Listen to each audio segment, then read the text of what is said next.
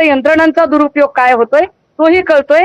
पण या सगळ्यांमध्ये एक गमतीदार गोष्ट आहे की भाजपाने विशेषतः देवेंद्रजींनी ज्या फोडाफोडीचं राजकारण सुरू केलं याची मान्यता मी नाही, जाहीरपणे देवेंद्रजींच्या धर्मपत्नी अमृताजींनीच दिलेली आहे.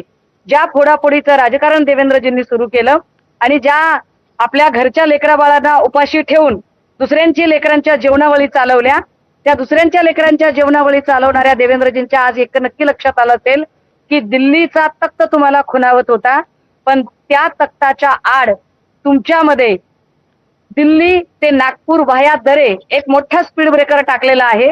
आणि हा स्पीड ब्रेकर टाकताना तुम्ही जो भस्मासूर वाढवला तोच भस्मासूर आता देवेंद्रजी तुमच्याच डोक्यावर हात ठेवण्या इतका ताकदवर झालेला आहे.